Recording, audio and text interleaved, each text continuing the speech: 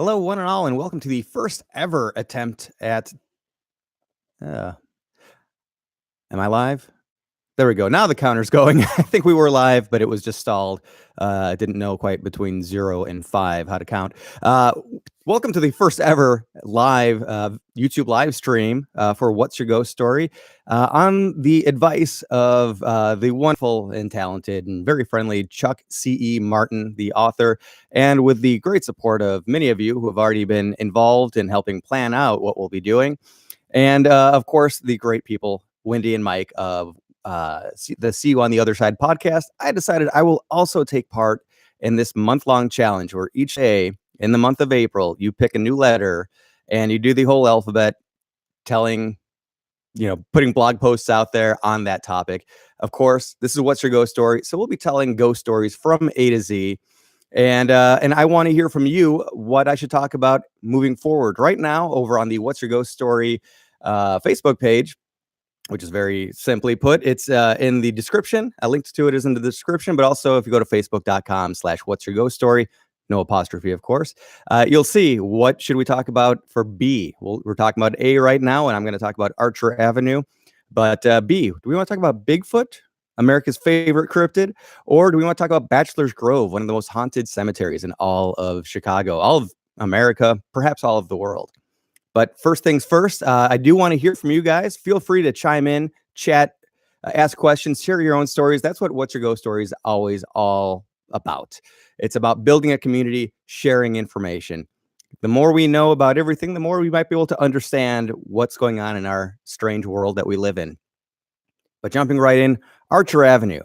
Now, way back in 1999, when I got started doing all this fun, spooky, creepy stuff, I was really taken with the story of Resurrection Mary, which this is a very, very famous ghost story. It takes place in the south suburbs of Chicago, Justice, Illinois. And there's a dance hall and a resurrection cemetery and another couple of places. There's Chet's Melody Lounge. There's the Willowbrook Ballroom. This place all along Archer Avenue, where this one dance hall specter, this vanishing hitchhiker, has been sighted. Now, when I give speeches around, I always ask people if they've heard the ghost story of the vanishing hitchhiker or the dance hall ghost, and most people have. And it's very spooky. I think Unsolved Mysteries has covered it a couple times way back in the fun Robert Stack days. But the story would go that a gentleman spent a night with this enchanting, though oddly quiet and distant, dance partner. And being a good gentleman, he would offer her a ride home. And at some point during the drive home, she would simply vanish from his car. Feeling entirely bamboozled and not knowing what the heck happened, he thought, well, I might as well proceed to the address that I was given, just because I need to grasp reality. I'm grasping at straws at this point. And of course, as the door opens, an elderly woman would answer the door, but he would see the girl he was dancing with. He'd see a photo of her on the mantle off in the distance. And he would ask, oh, wait. And before he could even ask the question, tell the story, the elderly woman would say, I've been expecting someone. My daughter died in a car accident coming home from a dance hall X number of years ago on this night. And every night, on the anniversary, somebody has always come home claiming that they danced with her. That story is not a true story. It's a great urban legend, and it might have originated from Resurrection Mary. The year was 1934, and a woman. We'll go with one of the theories. That theory being that it was a woman named Mary Bergovi, who was the one that passed away.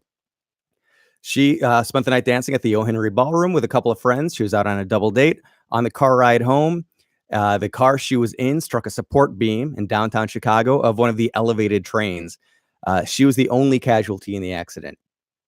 Now, she ended up being buried at Resurrection Cemetery. And the night of her burial, a ghost was seen walking around the grounds, cited by one of the groundskeepers that identified her as Mary Bergovi. Now, the funny thing is, this person was probably misidentified who it was that he saw, because I believe he saw a woman with blonde hair, whereas she had brown hair, or vice versa, one of those two. It was a misidentification, but it stuck. She is buried in section MM of Resurrection Cemetery, this massive 275-acre cemetery, again, down in Justice, Illinois.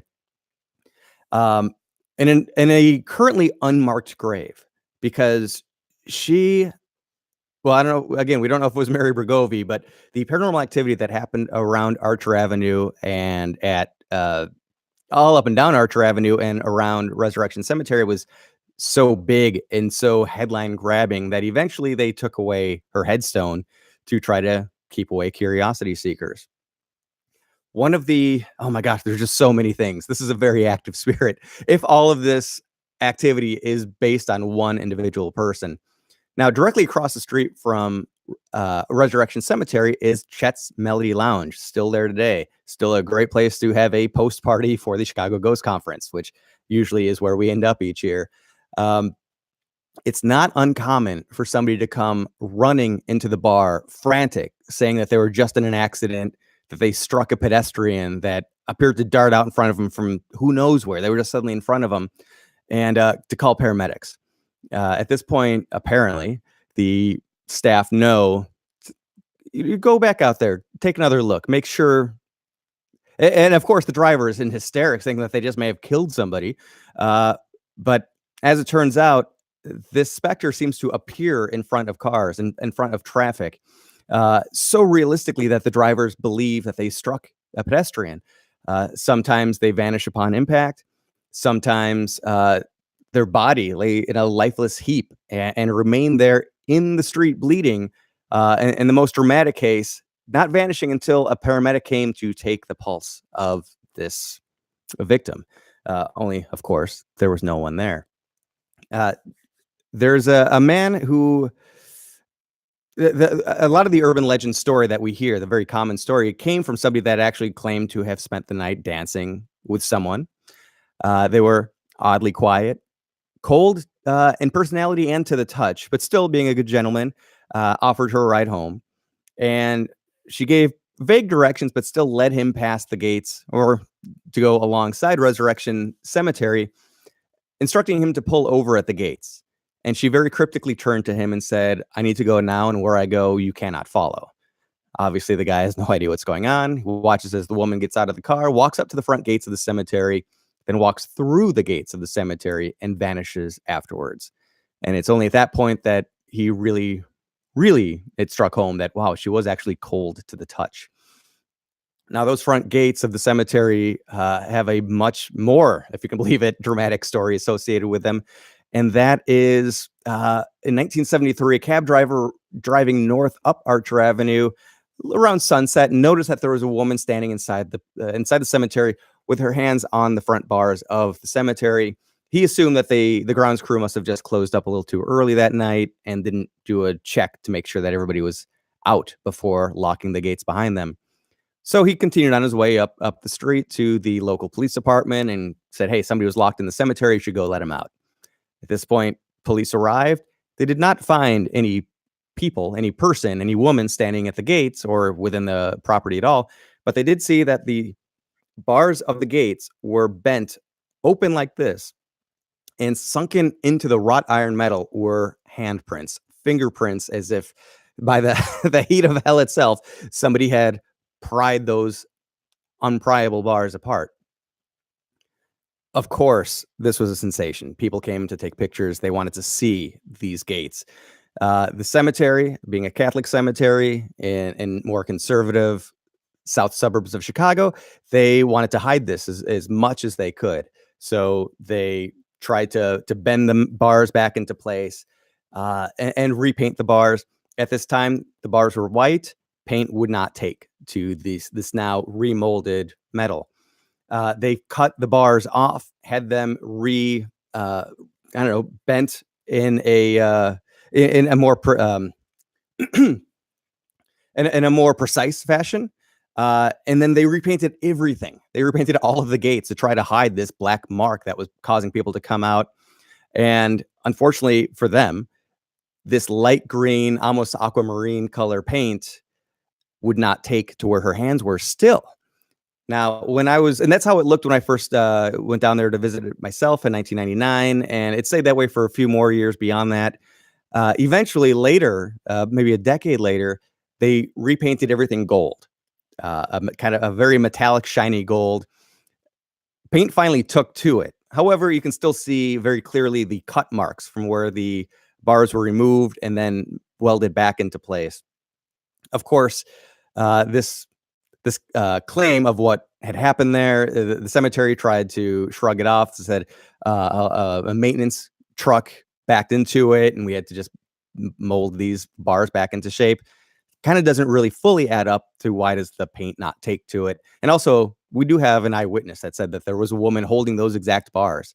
It's a very intriguing, and anytime a paranormal event can lead to a physical scar, any kind of physical evidence left behind, that's a really interesting, unusual thing.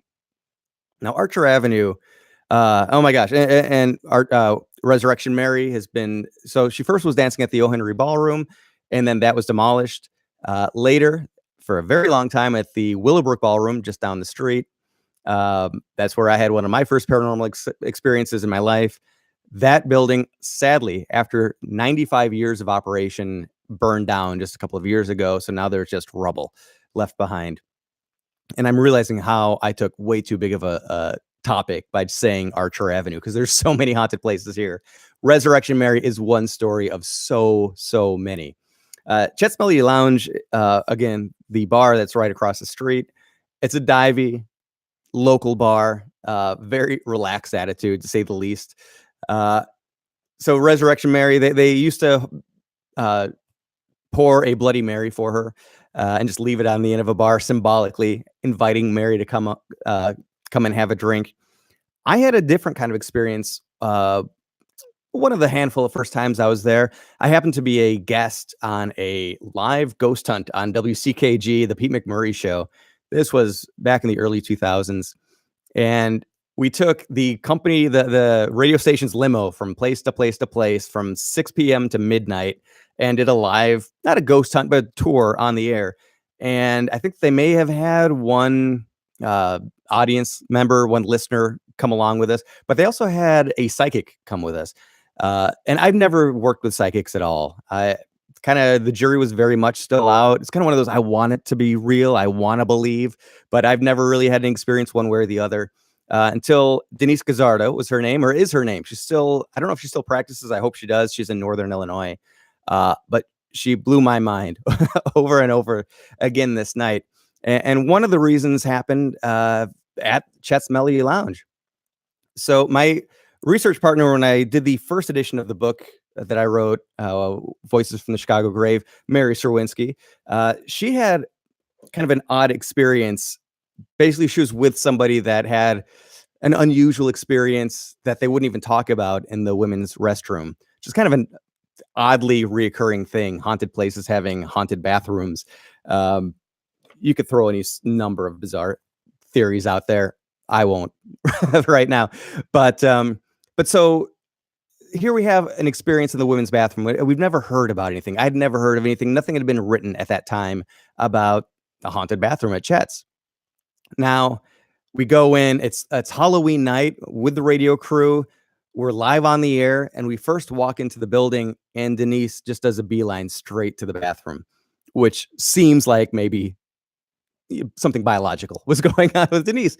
But because it was odd, we were live on the air, and suddenly we've lost one of our hosts. And but no, she came out and she said that there's something in the bathroom here, and there's a male presence. It was something that was kind of inviting me in. And again, very easy to make jokes right now, but it was that made her seem very legit to me, because I'd never heard anything about a haunted bathroom at Chet's. And then Denise, we were 2 steps in the door, and she knew that there was some activity, and it was centered around the restroom. And she said it was not a hostile spirit, but still, if you're a woman using the restroom at Chet's, I guess now you know that there's a male entity keeping you company in there, like it or not. A couple of really unique things happened on this night too. We got a tour of the basement, which usually is very, very off limits. And there was some hostility among the staff of should we be allowed down there or not. But the loudest voice got us in, fortunately. And we're just getting a tour, and they were showing us some burn marks on the roof of the basement, or the floor or the ceiling of the floor. You know what I'm saying? And just kind of talking about the history of the building and whatnot. And one person in our group said, "Why does it smell like vinegar really intensely all of a sudden?" Now, it is a restaurant, so it's not unusual that they might have vinegar. And any business would have vinegar for cleaning as well. But he said it's just a nauseating feeling. Not feeling, but smell. It's so overpowering.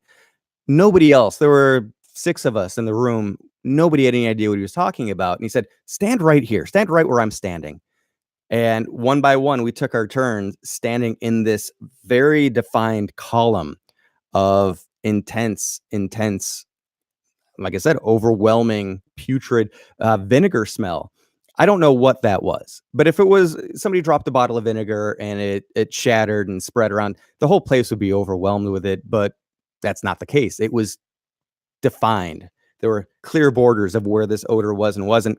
And there are all sorts of stories about paranormal scents, paranormal odors, which you could talk about the Eastland disaster, for example, over at Harpo Studios, where Oprah used to broadcast from, people smelling very fragrant floral smells, floral perfumes from the era of when the Eastland went down, because that place was a temporary morgue where family members that perhaps were wearing that exact scent came to identify the bodies of their loved ones. Cliff's noting this even more. Oh gosh, when we first pulled up to Chet's that night, there was a family out trick-or-treating, and the daughter took a Polaroid picture of our limo pulling up, and there were very unique looking orbs floating around it. Now, orbs is something that everybody, myself included, can roll their eyes at, because it's usually dust, smoke, any kind of debris, humidity even will cause an orb. But we thought, well, that's odd, because I think it was a green or pink. It's an odd color. So they showed us this Polaroid as we were getting back in the car to go to the next location. And it was at that point we said, well, let's everybody get back out of the car. We'll take a group picture in front of it and see what happens, if anything. And sure enough, we got the Polaroid not yet developed, straight from the camera. Hayden, hey there. Hello to Michigan. Hey, Mark. And as we're going to our next location, as that Polaroid developed, we saw that there were pink and green orbs showing up, dotting all around us. It was a very unusual thing. And yes, there is a unique architectural design to the Chet's Lounge, the restroom of, I'm told, I don't know. So continuing on south, down Archer Avenue, right across from the Willowbrook Ballroom, which again is one of the places that Resurrection Mary used to dance. It's where Wendy and I met. It's where I had one of my first paranormal experiences.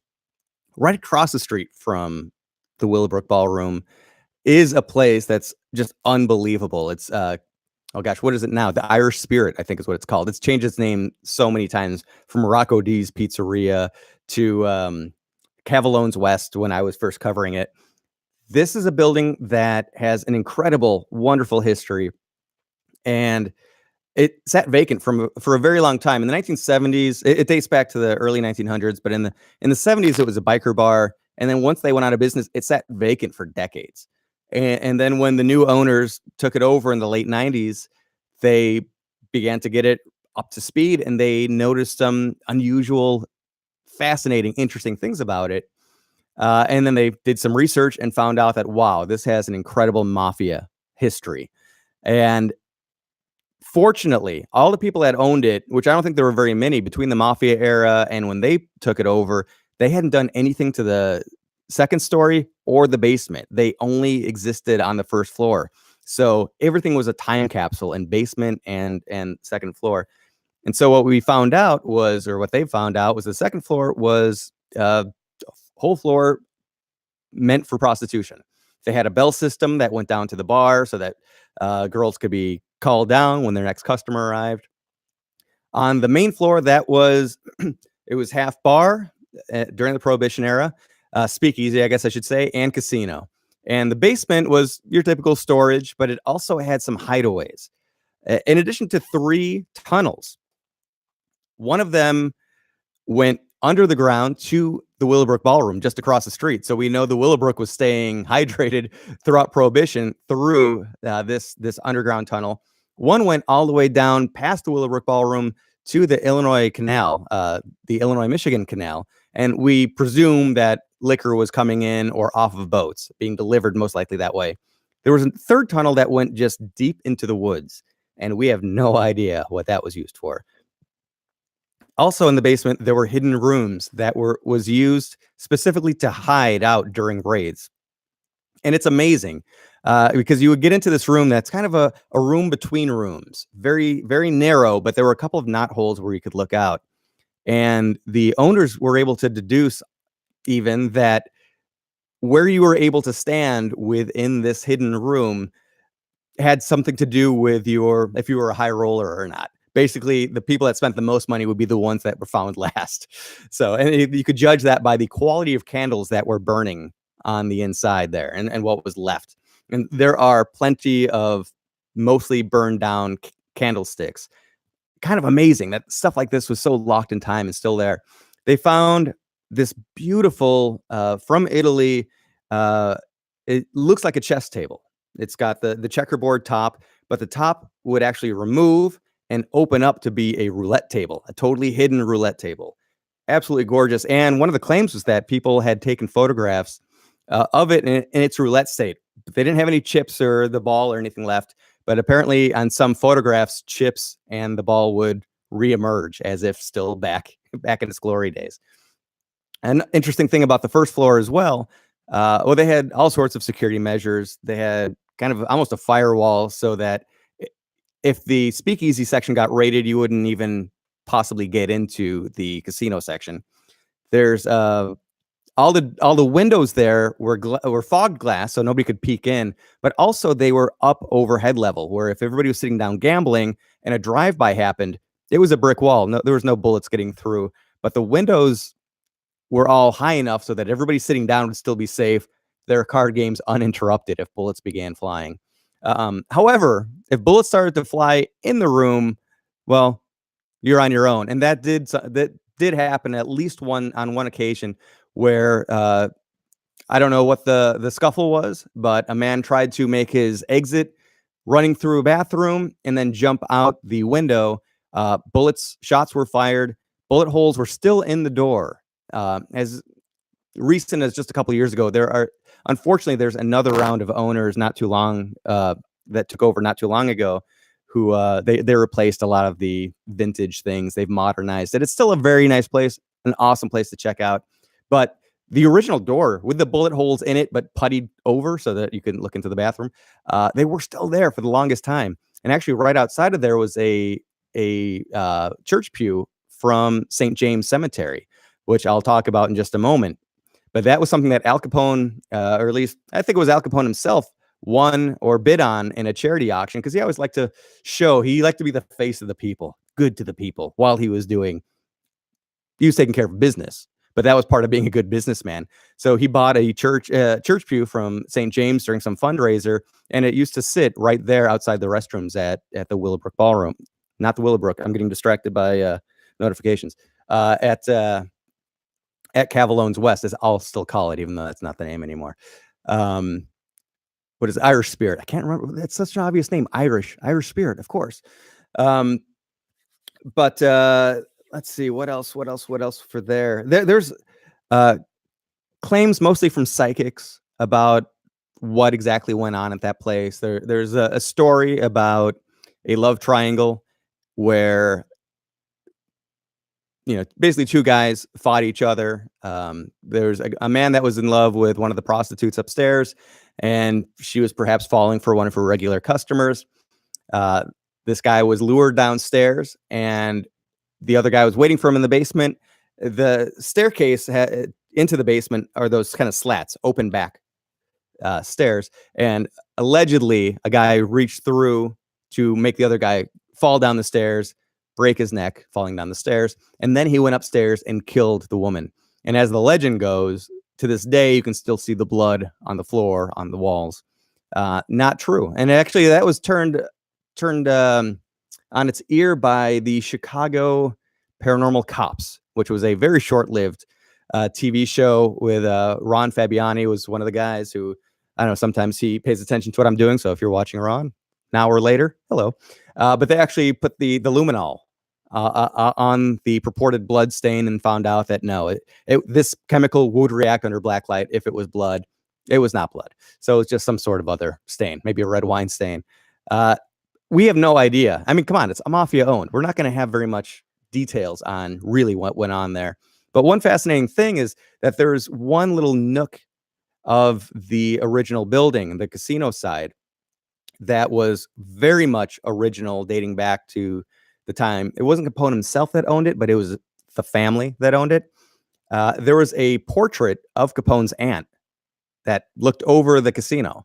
And that portrait, again, it was a huge, huge painting. It was there when I first was covering it for the book.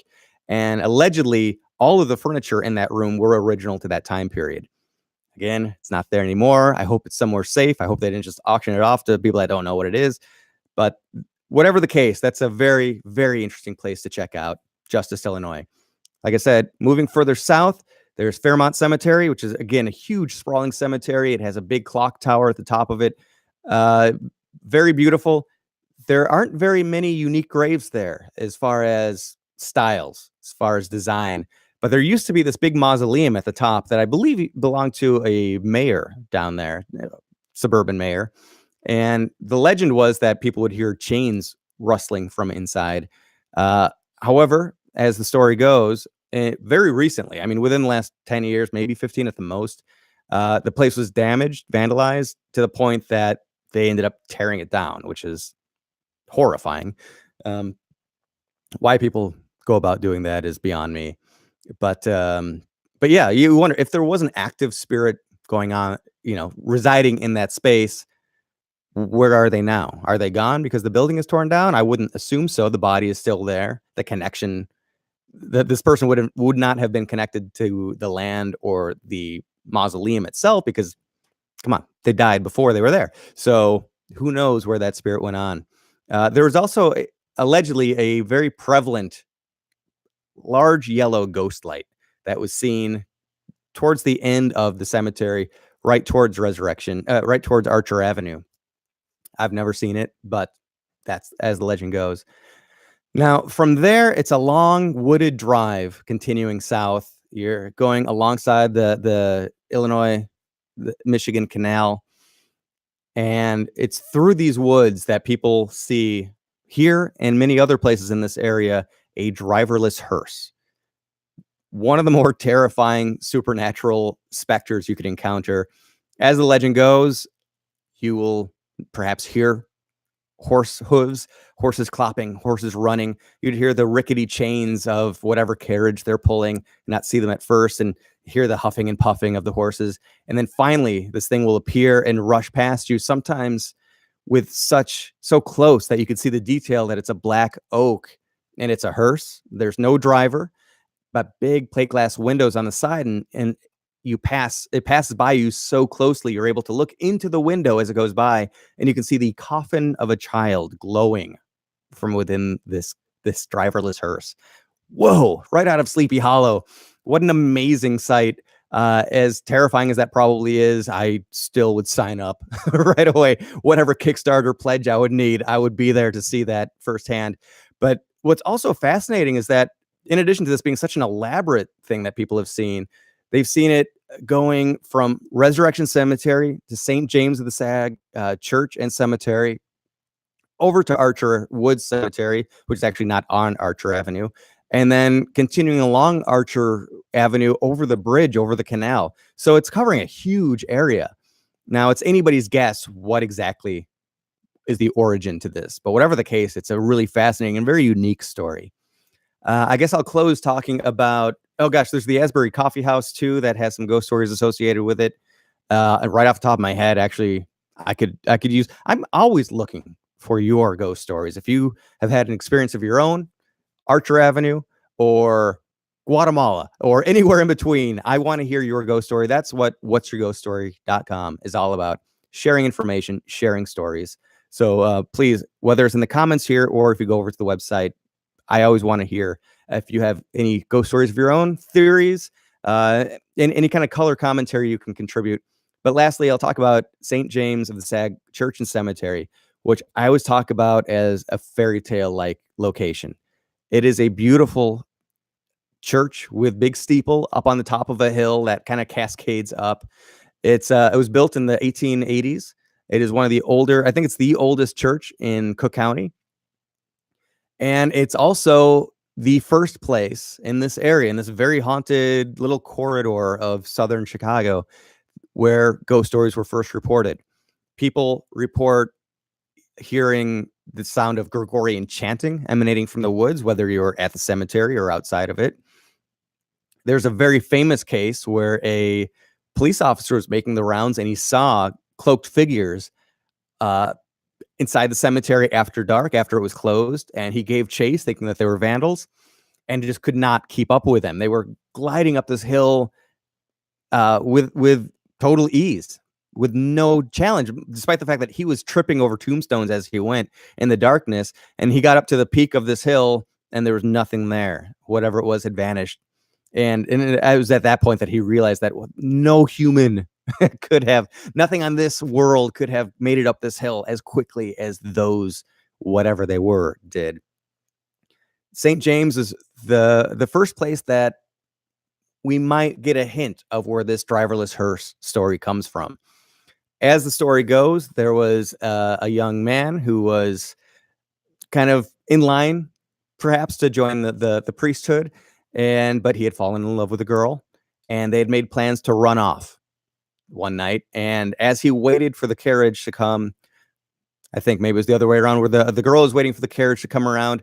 The man came up. The horses bolted for whatever reason, ended up turning the carriage, crushing her and the man, both dying on the spot. Tragic Romeo and Juliet-esque love. Gone in an instant. Many years later, the church was holding a fundraiser, and some musicians from out of town came, and they spent the night there. And after a day of performing, they were sleeping. They were put up. They're housed on site. And one man was awoken by the sound of horses running. So he got up and looked out the window and didn't see anything. And I thought it was odd because it was loud enough. I should have been able to see the horses, and went to lay down again. Now, then he heard the sounds again. He woke up his friend, his fellow musician, and they both went to the window this time. And finally, they did see something. It was a horse with carriage. It pulled up and then vanished just as quickly. Well, that was weird, wasn't it? There's the horses again. They heard the sounds a third time, and now the entire residual haunting was about to play out before their eyes. They saw a woman appear. She was just standing outside the building. The horses and carriage pulled up, and as it passed, the woman sunk into the ground, and everything vanished. Unbelievable. I mean, it's not an exact replay of the event, but it's close enough to be bone chilling. I got the chills a little bit right now talking about it. So that is a bird's eye view. I can't believe I can believe I spent over a half hour talking about Archer Avenue, because there's so many ghost stories associated with this one location. All sorts of theories. Is it the canal that maybe so many people perhaps died? This is the sanitation canal that was that helped reverse the flow of the Chicago River during the epidemics. It was done at a time that was not easy. It was all manpower, physical labor. It dates back to the early days of Chicago as well. And the limestone foundations, people wonder how much energy do those limestone foundations really hold? And there are so many buildings there that are so old. How much could it have absorbed over the years? Now, I don't know if I was planning on doing a couple of these tonight, but I'm talking myself out. I might do another one tonight. We'll see how it goes. If not, I'm going to be playing catch up, because I should be on letter D, and this was just A. The other ones won't be as long, won't be as elaborate. We have polls going on over at facebook.com/what's your ghost story. If you don't want to type it in, just search for What's Your Ghost Story. The little icon is the Cecil Hotel in Chicago, in Los Angeles, a very bizarre and spooky place. The poll right now for Bigfoot versus Bachelor's Grove is an interesting one. I thought Bigfoot was going to run away with it, amble away with it maybe, but go place your vote. And then for the letter C, we're doing, what is it? Haunted cemeteries versus, the Cecil Hotel. So take your votes, place your votes, and give me suggestions for the letter D as well. Thanks for watching, and definitely hit that little bell button, because I will be coming back all April long. I do always want to hear from you. Hi, Lisa. Thanks for joining us. Sorry I didn't see that until just now. And Yeah, I want to hear from you. I would love for this to become more of a conversation than a monologue. And see you next time. Hit that bell, subscribe. I'll see you soon.